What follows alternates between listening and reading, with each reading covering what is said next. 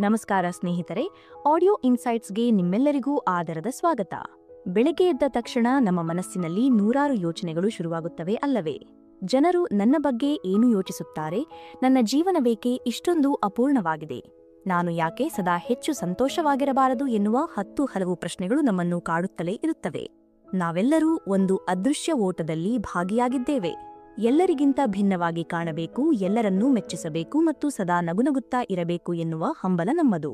ಆದರೆ ಯೋಚನೆ ಮಾಡಿ, ಈ ಓಟ ನಮಗೆ ನಿಜವಾದ ನೆಮ್ಮದಿಯನ್ನು ತಂದುಕೊಟ್ಟಿದೆಯೇ? ಖಂಡಿತ ಇಲ್ಲ. ಇಂದು ನಾವು ಮಾರ್ಕ್ ಮ್ಯಾನ್ಸನ್ ಅವರ the subtle art of not giving FCK ಎನ್ನುವ ಪುಸ್ತಕದ ಸಾರಾಂಶವನ್ನು ಆಳವಾಗಿ ಅರಿಯಲಿದ್ದೇವೆ. ಇದರಲ್ಲಿ ಯಾವುದೇ ಸುಳ್ಳು ಭರವಸೆಗಳಿಲ್ಲ ಅಥವಾ ಕಾಲ್ಪನಿಕ ಕಥೆಗಳಿಲ್ಲ. ಬದಲಾಗಿ ಬದುಕಿನ ಬೆತ್ತಲೆ ಸತ್ಯಗಳಿವೆ. ಜೀವನದಲ್ಲಿ ಎಲ್ಲವೂ ಯಾವಾಗಲೂ ಸರಿಯಾಗಿರುವುದಿಲ್ಲ ಮತ್ತು ಅದುವೇ ಸತ್ಯ. ನಾವು ಕೇವಲ ಸುಖವನ್ನು ಅನುಭವಿಸಲು ಹುಟ್ಟಿಲ್ಲ, ಬದಲಾಗಿ ನಮಗೆ ಅರ್ಥಪೂರ್ಣವೆನಿಸುವ ಹೋರಾಟಗಳನ್ನು ಆಯ್ಕೆ ಮಾಡಿಕೊಳ್ಳಲು ಹುಟ್ಟಿದ್ದೇವೆ. ಈ ಪುಸ್ತಕವು ನಮ್ಮ ಒಳಗಿನ ಕನ್ನಡಿಯೊಂದನ್ನು ನಮ್ಮ ಮುಂದಿಡುತ್ತದೆ, ಅಲ್ಲಿ ನಾವೇ ನಮ್ಮ ನೈಜತೆಯೊಂದಿಗೆ ಮುಖಾಮುಖಿಯಾಗುತ್ತೇವೆ. ಬನ್ನಿ, ಈ ಅದ್ಭುತವಾದ ಪಯಣವನ್ನು ಒಟ್ಟಿಗೆ ಆರಂಭಿಸೋಣ ಮತ್ತು ನಮ್ಮೊಳಗಿನ ಕಹಿ ಸತ್ಯಗಳನ್ನು ಎದುರಿಸುವ ಧೈರ್ಯವನ್ನು ಕಂಡುಕೊಳ್ಳೋಣ. ಅಧ್ಯಾಯ 1. ದಯವಿಟ್ಟು ಸುಳ್ಳು ಪ್ರಯತ್ನಗಳನ್ನು ಮಾಡಬೇಡಿ, ಪ್ರಾಮಾಣಿಕರಾಗಿರಿ. ನೋಡಿ, ನಮ್ಮ ಸಮಾಜ ನಮಗೆ ಸದಾ ಒಂದು ಪಾಠವನ್ನು ಕಲಿಸುತ್ತಾ ಬಂದಿದೆ.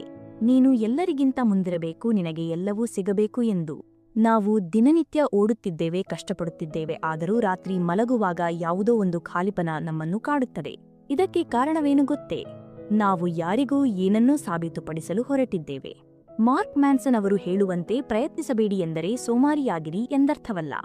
ಬದಲಾಗಿ ಸಮಾಜದ ಕಣ್ಣಿಗೆ ಒಳ್ಳೆಯವರಾಗಿ ಕಾಣಲು ನೀವು ಹಾಕಿಕೊಂಡಿರುವ ಸುಳ್ಳು ಮುಖವಾಡಗಳನ್ನು ಕಳಚಿಡಿ ಎಂದರ್ಥ.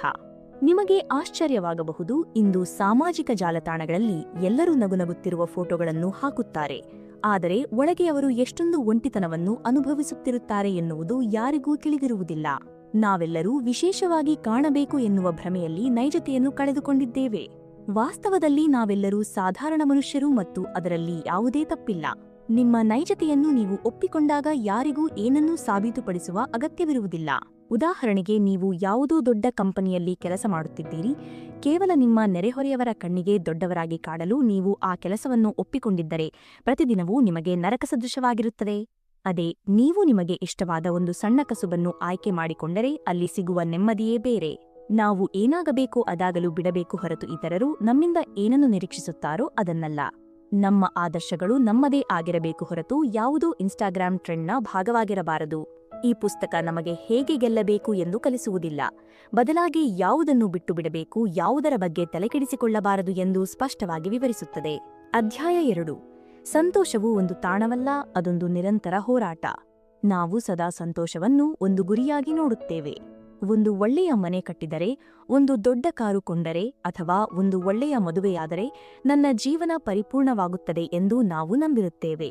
ಪ್ರತಿಯೊಂದು ಸಣ್ಣ ನಿರ್ಧಾರದಲ್ಲೂ ನಾವು ಇದೇ ಪ್ರಶ್ನೆಯನ್ನು ಕೇಳಿಕೊಳ್ಳುತ್ತೇವೆ, ಇದರಿಂದ ನನಗೆ ಖುಷಿ ಸಿಗುತ್ತದೆಯೇ ಎಂದು. ಆದರೆ ಗಮನಿಸಿ, ಸಂತೋಷವು ಒಂದು ನಿಲ್ದಾಣವಲ್ಲ, ಅದು ಒಂದು ಪಯಣ ಮತ್ತು ಈ ಪಯಣದಲ್ಲಿ ಕಷ್ಟಗಳು ಅಡಗಿವೆ. ಮಾರ್ಕ್ ಮ್ಯಾನ್ಸನ್ ಅವರ ಪ್ರಕಾರ ನಮ್ಮ ಸಮಸ್ಯೆಗಳು ಎಂದಿಗೂ ಮುಗಿಯುವುದಿಲ್ಲ. ಒಂದು ಸಮಸ್ಯೆಯನ್ನು ಬಗೆಹರಿಸಿದರೆ ಅದಕ್ಕಿಂತ ಸ್ವಲ್ಪ ಉತ್ತಮವಾದ ಮತ್ತೊಂದು ಸಮಸ್ಯೆ ಹುಟ್ಟಿಕೊಳ್ಳುತ್ತದೆ. ಹಾಗಾದರೆ ನಾವು ಮಾಡಬೇಕಾದ್ದೇನು? ನಾವು ಯಾವ ಸಮಸ್ಯೆಗಾಗಿ ಹೋರಾಡಲು ಸಿದ್ಧರಿದ್ದೇವೆ ಎನ್ನುವುದನ್ನು ಆಯ್ಕೆ ಮಾಡಿಕೊಳ್ಳಬೇಕು. ಯೋಚನೆ ಮಾಡಿ, ಒಬ್ಬ ಕ್ರೀಡಾಪಟು ಪ್ರತಿದಿನ ಮುಂಜಾನೆ 5 ಗಂಟೆಗೆ ಎದ್ದು ಮೈಕೈ ನೋಯುವಂತೆ ಕಠಿಣ ಅಭ್ಯಾಸ ಮಾಡುತ್ತಾನೆ. ಅಲ್ಲಿ ನೋವಿದೆ, ಕಷ್ಟವಿದೆ, ಬೆವರಿದೆ. ಆದರೆ ಆ ನೋವು ಅವನಿಗೆ ಸಂತೋಷವನ್ನು ಕೊಡುತ್ತದೆ, ಏಕೆಂದರೆ ಆ ನೋವನ್ನು ಅವನು ಇಷ್ಟಪಟ್ಟು ಆಯ್ಕೆ ಮಾಡಿಕೊಂಡಿದ್ದಾನೆ. ಅದೇ ರೀತಿ ಒಬ್ಬ ಮಹಾನ್ ಲೇಖಕ ನೂರಾರು ರಾತ್ರಿಗಳನ್ನು ಒಂಟಿಯಾಗಿ ಕಳೆಯುತ್ತಾನೆ, ಏಕೆಂದರೆ ಆ ಒಂಟಿತನ ಅವನಿಗೆ ಇಷ್ಟವಾದದ್ದು. ನಾವೆಲ್ಲರೂ ಸಮಸ್ಯೆಗಳಿಲ್ಲದ ಜೀವನವನ್ನು ಕನಸು ಕಾಣುತ್ತೇವೆ, ಆದರೆ ಅರ್ಥಪೂರ್ಣವಾದ ನೋವು ನಮ್ಮನ್ನು ನಿಜವಾದ ಮನುಷ್ಯರನ್ನಾಗಿ ಮಾಡುತ್ತದೆ.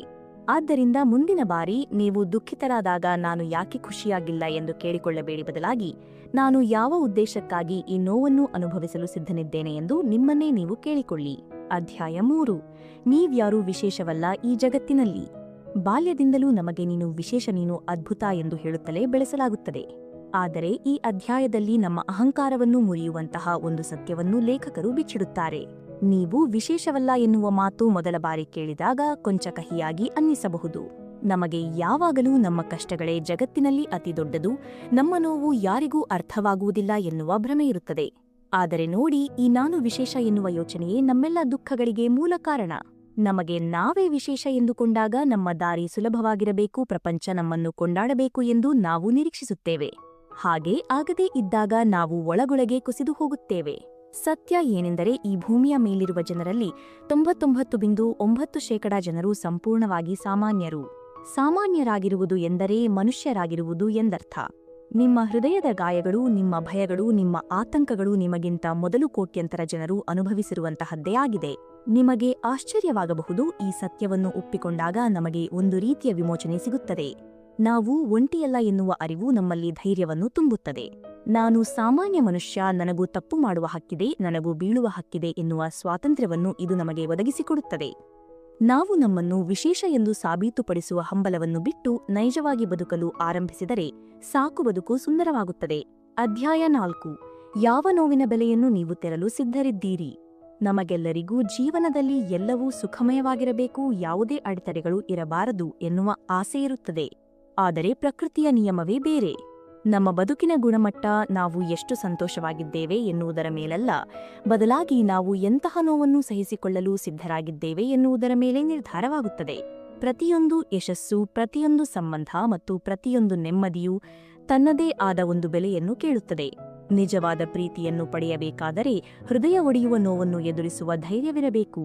ಅದ್ಭುತವಾದ ಆರೋಗ್ಯ ಬೇಕೆಂದರೆ ಪ್ರತಿದಿನ ವ್ಯಾಯಾಮ ಮಾಡುವ ಕಷ್ಟವನ್ನು ಸಹಿಸಿಕೊಳ್ಳಬೇಕು. ಸ್ವಾಭಿಮಾನದಿಂದ ಬದುಕಬೇಕಾದರೆ ಒಂಟಿತನವನ್ನು ಅಪ್ಪಿಕೊಳ್ಳುವ ಶಕ್ತಿಯಿರಬೇಕು. ಜೀವನದಲ್ಲಿ ಮೌಲ್ಯಯುತವಾದದ್ದು ಯಾವುದೂ ಉಚಿತವಾಗಿ ಸಿಗುವುದಿಲ್ಲ. ಆದ್ದರಿಂದ ಇಲ್ಲಿ ಮುಖ್ಯವಾಗುವುದು ನಮ್ಮ ಆಯ್ಕೆ. ನಿಮ್ಮ ಆತ್ಮವನ್ನು ಕೊಲ್ಲುವ ಕೆಲಸದಲ್ಲಿ ನೀವು ಮುಂದುವರಿಯುತ್ತೀರೋ ಅಥವಾ ನಿಮ್ಮ ಕನಸಿಗಾಗಿ ಹೊಸದೊಂದು ಕಠಿಣ ಹಾದಿಯನ್ನು ಹಿಡಿಯುತ್ತೀರೋ ಎನ್ನುವುದು ನಿಮ್ಮ ನಿರ್ಧಾರ. ನಮ್ಮ ಆದರ್ಶ ಪುರುಷರನ್ನು ನಾವು ನೋಡಿದಾಗ ಅವರು ಕೇವಲ ಯಶಸ್ಸನ್ನು ಮಾತ್ರ ಪಡೆದಿಲ್ಲ, ಆ ಯಶಸ್ಸಿಗಾಗಿ ಬೃಹತ್ ನೋವನ್ನು ಇಷ್ಟಪಟ್ಟು ಅನುಭವಿಸಿದ್ದಾರೆ. ನೋವನ್ನು ನಾವು ಇಷ್ಟಪಟ್ಟು ಆಯ್ಕೆ ಮಾಡಿಕೊಂಡಾಗ ಅದು ನಮ್ಮನ್ನು ಬಲಶಾಲಿಗಳನ್ನಾಗಿ ಮಾಡುತ್ತದೆ. ನೋವಿಲ್ಲದೆ ಬೆಳವಣಿಗೆಯಿಲ್ಲ, ತ್ಯಾಗವಿಲ್ಲದೆ ಆಳವಿಲ್ಲ. ಹಾಗಾಗಿ ಕಷ್ಟಗಳು ಬಂದಾಗ ಇದು ನನಗೇಕೆ ಹೀಗಾಗುತ್ತಿದೆ ಎಂದು ಕೊರಗಬೇಡಿ, ಬದಲಾಗಿ ಹೌದು, ಈ ಗುರಿಯನ್ನು ನಾನೇ ಆಯ್ಕೆ ಮಾಡಿಕೊಂಡಿದ್ದೇನೆ, ಹಾಗಾಗಿ ಈ ನೋವನ್ನು ನಾನು ಪ್ರೀತಿಯಿಂದ ಸ್ವೀಕರಿಸುತ್ತೇನೆ ಎಂದು ಮುನ್ನಡೆಯಿರಿ. ಅಧ್ಯಾಯ 5. ಪ್ರತಿಯೊಂದು ಕ್ಷಣವೂ ನಿಮ್ಮದೇ ಆಯ್ಕೆಯಾಗಿರುತ್ತದೆ. ನಾವೆಲ್ಲರೂ ಅನೇಕ ಬಾರಿ ಇತರರನ್ನು ದೂಷಿಸುತ್ತೇವೆ. ನನ್ನ ಬಾಸ್ ಸರಿಯಿಲ್ಲ, ನನ್ನ ಅದೃಷ್ಟ ಕೈಕೊಟ್ಟಿತು, ಆ ವ್ಯಕ್ತಿ ನನಗೆ ಮೋಸ ಮಾಡಿದ ಪರಿಸ್ಥಿತಿಗಳು ನನ್ನ ಪರವಾಗಿರಲಿಲ್ಲ, ಹೀಗೆ ಹತ್ತಾರು ನೆಪಗಳನ್ನು ನಾವು ಹೇಳುತ್ತೇವೆ. ಆದರೆ ಲೇಖಕರು ಇಲ್ಲಿ ಒಂದು ಅತ್ಯಂತ ಪ್ರಬಲವಾದ ಸತ್ಯವನ್ನು ನಮ್ಮ ಮುಂದಿಡುತ್ತಾರೆ. ನೀವು ಏನೇ ಅನುಭವಿಸುತ್ತಿದ್ದರೂ ಅದಕ್ಕೆ ನೀವೇ ಸಂಪೂರ್ಣ ಜವಾಬ್ದಾರರು. ಏಕೆಂದರೆ ಪ್ರತಿಯೊಂದು ಪರಿಸ್ಥಿತಿಯಲ್ಲೂ ನಾವು ಯಾವುದೋ ಒಂದು ಆಯ್ಕೆಯನ್ನು ಮಾಡಿಯೇ ಮಾಡುತ್ತೇವೆ. ನೀವು ದುಃಖಿತರಾಗಿದ್ದೀರಿ ಎಂದರೆ ಬೇರೆಯವರ ಮಾತಿಗೆ ನಿಮ್ಮ ಮನಸ್ಸಿನಲ್ಲಿ ಜಾಗ ಕೊಟ್ಟಿದ್ದೀರಿ ಎಂದರ್ಥ. ನೀವು ಒಂದು ಕೆಟ್ಟ ಸಂಬಂಧದಲ್ಲಿ ಸಿಲುಕಿದ್ದೀರಿ ಎಂದರೆ ಅಲ್ಲಿಂದ ಹೊರಬರುವ ಧೈರ್ಯವನ್ನು ನೀವು ಮಾಡಿಲ್ಲ ಎಂದರ್ಥ. ನೋಡಿ, ಬದುಕಿನಲ್ಲಿ ಸಂತ್ರಸ್ತರಾಗಿ ನಟಿಸುವುದು ಬಹಳ ಸುಲಭ. ಎಲ್ಲದಕ್ಕೂ ದೇವರನ್ನು ಅಥವಾ ಸಮಾಜವನ್ನು ದೂರುವುದು ಸುಲಭ. ಆದರೆ ನೈಜ ವ್ಯಕ್ತಿತ್ವ ಇರುವುದು ಜವಾಬ್ದಾರಿಯನ್ನು ಹೊರುವುದರಲ್ಲಿ. ನನ್ನ ಇಂದಿನ ಸ್ಥಿತಿಗೆ ನಾನೇ ಕಾರಣ ಎಂದು ನೀವು ಒಪ್ಪಿಕೊಂಡ ದಿನ ನಿಮ್ಮ ಜೀವನದ ದಿಕ್ಕು ಬದಲಾಗುತ್ತದೆ. ನಮ್ಮೆಲ್ಲರ ಬದುಕಿನಲ್ಲೂ ಅನ್ಯಾಯಗಳು ನಡೆಯುತ್ತವೆ, ಮೋಸಗಳು ಆಗುತ್ತವೆ. ಆದರೆ ಅದಕ್ಕೆ ನಾವು ಹೇಗೆ ಪ್ರತಿಕ್ರಿಯಿಸುತ್ತೇವೆ ಎನ್ನುವುದು ನಮ್ಮ ಕೈಯಲ್ಲಿದೆ. ಜವಾಬ್ದಾರಿ ಎನ್ನುವುದು ಒಂದು ಹೊರೆಯಲ್ಲ, ಅದೊಂದು ಅದ್ಭುತವಾದ ಶಕ್ತಿ. ಅದು ನಮ್ಮನ್ನು ಅಸಹಾಯಕತೆಯಿಂದ ಹೊರತಂದು ಕ್ರಿಯಾಶೀಲರನ್ನಾಗಿ ಮಾಡುತ್ತದೆ. ಈ ಸತ್ಯವನ್ನು ನಾವು ನಮ್ಮದಾಗಿಸಿಕೊಳ್ಳಬೇಕು. ಅಧ್ಯಾಯ 6. ನೀವು ತಪ್ಪಾಗಿರಬಹುದು, ನಾನು ತಪ್ಪಾಗಿರಬಹುದು. ನಮ್ಮ ಮನಸ್ಸಿನ ಅತಿದೊಡ್ಡ ದೌರ್ಬಲ್ಯವೆಂದರೆ ನಮಗೆ ನಾವೇ ಸರಿ ಎನ್ನುವ ಅತಿಯಾದ ನಂಬಿಕೆ. ನಮ್ಮ ವಿಚಾರಗಳೇ ಅಂತಿಮ ಸತ್ಯ ಎಂದು ನಾವು ಕಲ್ಲಿನ ಮೇಲೆ ಬರೆದಂತೆ ನಂಬಿರುತ್ತೇವೆ. ಆದರೆ ಕಾಲ ಕಳೆದಂತೆ ನಮ್ಮ ಯೋಚನೆಗಳು ಬದಲಾಗುತ್ತವೆ ಅಲ್ಲವೇ? ಯೋಚನೆ ಮಾಡಿ, 5 ವರ್ಷಗಳ ಹಿಂದೆ ನೀವು ಯಾವುದೋ ಒಂದು ವಿಷಯದ ಬಗ್ಗೆ ಹೊಂದಿದ್ದ ನಿಲುವು ಇಂದು ಸಂಪೂರ್ಣವಾಗಿ ಬದಲಾಗಿರುತ್ತದೆ. ಇದರರ್ಥ ನಾವು ಸದಾ ಬೆಳೆಯುತ್ತಿದ್ದೇವೆ ಮತ್ತು ಕಲಿಯುತ್ತಿದ್ದೇವೆ. ನಾವು ನಮ್ಮ ಸೀಮಿತ ಅನುಭವಗಳ ಆಧಾರದ ಮೇಲೆ ಪ್ರಪಂಚವನ್ನು ನೋಡುತ್ತೇವೆ. ಯಾರೊಂದಿಗಾದರೂ ವಾದ ಮಾಡುವಾಗ ನಾವು ಕೇವಲ ಅವರಿಗೆ ಉತ್ತರ ಕೊಡಲು ಕಾಯುತ್ತೇವೆಯೇ ಹೊರತು ಅವರ ಮಾತನ್ನು ಅರ್ಥಮಾಡಿಕೊಳ್ಳಲು ಪ್ರಯತ್ನಿಸುವುದಿಲ್ಲ. ಏಕೆಂದರೆ ಸೋಲುವುದು ಅಥವಾ ತಪ್ಪಾಗುವುದು ನಮಗೆ ಅಪಮಾನ ಎಂದು ಅನಿಸುತ್ತದೆ. ಆದರೆ ವಾಸ್ತವದಲ್ಲಿ ತಪ್ಪಾಗುವುದೇ ಕಲಿಯುವಿಕೆಯ ಮೊದಲ ಹೆಜ್ಜೆ. ಬೆಳವಣಿಗೆ ಮತ್ತು ಆರಾಮದಾಯಕ ಸ್ಥಿತಿ ಎರಡೂ ಒಂದೇ ಕೋಣೆಯಲ್ಲಿ ಇರಲು ಸಾಧ್ಯವಿಲ್ಲ. ನಾವು ಯಾವಾಗಲೂ ನಮ್ಮನ್ನೇ ಸರಿ ಎಂದು ಸಾಬೀತುಪಡಿಸಲು ಹೊರಟರೆ ಹೊಸದನ್ನು ಕಲಿಯಲು ಸಾಧ್ಯವೇ ಇಲ್ಲ. ಆದ್ದರಿಂದ ನಮ್ಮ ತಪ್ಪುಗಳನ್ನು ಒಪ್ಪಿಕೊಳ್ಳುವ ವಿನಯಶೀಲತೆಯನ್ನು ನಾವು ಬೆಳೆಸಿಕೊಳ್ಳಬೇಕು. ಮುಂದಿನ ಬಾರಿ ನೀವು ಯಾವುದೇ ವಿಚಾರದಲ್ಲಿ ಹಠ ಹಿಡಿದಾಗ ನಿಮ್ಮನ್ನೇ ನೀವು ಒಂದು ಸಣ್ಣ ಪ್ರಶ್ನೆ ಕೇಳಿಕೊಳ್ಳಿ, ನಾನು ಎಲ್ಲಾದರೂ ತಪ್ಪಾಗಿ ಯೋಚಿಸುತ್ತಿರಬಹುದೇ ಎಂದು. ಈ ಒಂದು ಪ್ರಶ್ನೆ ನಿಮ್ಮ ಅಹಂಕಾರವನ್ನು ಕರಗಿಸಿ ಹೊಸ ಜ್ಞಾನದ ಕಡೆಗೆ ನಿಮ್ಮನ್ನು ಕೊಂಡೊಯ್ಯುತ್ತದೆ. ಅಧ್ಯಾಯ 7. ಸೋಲುಗಳೇ ಮುಂದಿನ ಭವ್ಯದಾರಿಯ ಹೆಜ್ಜೆಗಳು. ನಾವೆಲ್ಲರೂ ಯಶಸ್ವಿಯಾಗಲು ಬಯಸುತ್ತೇವೆ, ಆದರೆ ಯಶಸ್ಸಿನ ಹಾದಿ ಸೋಲಿನ ಮೂಲಕವೇ ಹಾದು ಹೋಗುತ್ತದೆ ಎನ್ನುವುದನ್ನು ಮರೆಯುತ್ತೇವೆ. ಸಮಾಜ ನಮಗೆ ಸೋಲುವುದು ಅವಮಾನ ಎಂದು ಕಲಿಸಿದೆ. ಶಾಲೆಯಲ್ಲಿ ಕಡಿಮೆ ಅಂಕ ಬಂದರೆ ಅಥವಾ ಒಂದು ವ್ಯವಹಾರದಲ್ಲಿ ನಷ್ಟವಾದರೆ ನಾವು ಮುಖ ಮುಚ್ಚಿಕೊಂಡು ಓಡಾಡುತ್ತೇವೆ. ಆದರೆ ಜೀವನದಲ್ಲಿ ಏನನ್ನಾದರೂ ಸಾಧಿಸಿದ ಪ್ರತಿಯೊಬ್ಬ ವ್ಯಕ್ತಿಯೂ ನೂರಾರು ಬಾರಿ ಬಿದ್ದಿರುತ್ತಾನೆ. ಸೋಲಿನಿಂದ ಓಡಿಹೋಗುವ ವ್ಯಕ್ತಿ ಎಂದಿಗೂ ಹೊಸದನ್ನು ಕಲಿಯಲು ಸಾಧ್ಯವಿಲ್ಲ. ನಮ್ಮ ಮನಸ್ಸು ನಮಗೆ ಸದಾ ಒಂದು ಎಚ್ಚರಿಕೆ ಕೊಡುತ್ತಿರುತ್ತದೆ, ನೀನು ಸಂಪೂರ್ಣವಾಗಿ ಸಿದ್ಧನಾಗುವವರೆಗೆ ಯಾವುದೇ ಕೆಲಸವನ್ನು ಆರಂಭಿಸಬೇಡ ಎಂದು. ಆದರೆ ಇದು ಸುಳ್ಳು. ಮೊದಲು ಹೆಜ್ಜೆ ಇಡೀ ಪ್ರೇರಣೆ ತಾನಾಗಿಯೇ ಹಿಂದಿನಿಂದ ಬರುತ್ತದೆ. ಕೆಲಸವನ್ನು ಶುರು ಮಾಡುವುದೇ ಅತಿದೊಡ್ಡ ಪ್ರೇರಣೆ. ಪ್ರತಿ ಬಾರಿಯೂ ನಾವು ವಿಫಲರಾದಾಗ ನಾವು ಏನನ್ನೋ ಹೊಸದಾಗಿ ಪ್ರಯತ್ನಿಸುತ್ತಿದ್ದೇವೆ ಎನ್ನುವುದು ಸಾಬೀತಾಗುತ್ತದೆ. ಆದ್ದರಿಂದ ಸೋಲಿಗೆ ಹೆದರಿ ಸುಮ್ಮನೆ ಕೂರಬೇಡಿ. ತಪ್ಪುಗಳನ್ನು ಮಾಡಿ ಆ ತಪ್ಪುಗಳಿಂದ ಪಾಠ ಕಲಿಯಿರಿ ಮತ್ತು ಮತ್ತೆ ಎದ್ದು ನಿಲ್ಲಿ. ಸೋಲು ಎನ್ನುವುದು ಬದುಕಿನ ಅಂತ್ಯವಲ್ಲ, ಅದೊಂದು ಹೊಸ ಆರಂಭದ ನಾಂದಿ. ಮುಂದಿನ ಬಾರಿ ನೀವು ಎಡವಿದಾಗ ಮುಗುಳ್ನಗಿ, ಏಕೆಂದರೆ ನೀವು ಸರಿಯಾದ ಹಾದಿಯಲ್ಲಿದ್ದೀರಿ ಎಂದೇ ಅರ್ಥ. ಅಧ್ಯಾಯ 8. ಇಲ್ಲ ಎಂದು ಹೇಳುವುದನ್ನು ಕಲಿಯಲೇಬೇಕು. ನಾವು ಪ್ರತಿಯೊಬ್ಬರನ್ನು ಮೆಚ್ಚಿಸಲು ಸಾಧ್ಯವಿಲ್ಲ. ಎಲ್ಲದಕ್ಕೂ ಹೌದು ಎಂದು ಹೇಳುತ್ತಾ ಹೋದರೆ ನಾವು ನಮ್ಮನ್ನೇ ಕಳೆದುಕೊಳ್ಳುತ್ತೇವೆ. ಇಲ್ಲ ಎಂದು ಹೇಳುವುದು ಒಂದು ಕಲೆ ಮತ್ತು ನಮ್ಮ ಸ್ವಾಭಿಮಾನದ ರಕ್ಷಾಕವಚ. ನೋಡಿ, ಕಚೇರಿಯಲ್ಲಿ ಬಾಸ್ ಕೊಟ್ಟ ಎಲ್ಲಾ ಕೆಲಸಗಳಿಗೂ ನೀವು ಹೌದು ಎಂದು ತಲೆಯಾಡಿಸಿದರೆ ನಿಮ್ಮ ಕುಟುಂಬದ ಜೊತೆ ಕಳೆಯುವ ಸಮಯವನ್ನು ನೀವು ಕಳೆದುಕೊಳ್ಳುತ್ತೀರಿ. ಬೇರೆಯವರ ಕಣ್ಣಿಗೆ ಒಳ್ಳೆಯವರಾಗಿ ಕಾಣಲು ನಾವು ನಮ್ಮ ಒಳಗಿನ ಶಾಂತಿಯನ್ನು ಹಾಳು ಮಾಡಿಕೊಳ್ಳಬಾರದು. ಇಲ್ಲ ಎಂದು ಹೇಳಲು ನಮಗೆ ಭಯವಿರುತ್ತದೆ, ಏಕೆಂದರೆ ಜನರು ನಮ್ಮನ್ನು ಬಿಟ್ಟು ಹೋಗಬಹುದು ಎನ್ನುವ ಆತಂಕ ನಮ್ಮನ್ನು ಕಾಡುತ್ತದೆ. ಆದರೆ ಗಮನಿಸಿ, ಇಲ್ಲ ಎಂದು ಹೇಳುವುದು ಒಂದು ಶೋಧಕದಂತೆ ಕೆಲಸ ಮಾಡುತ್ತದೆ.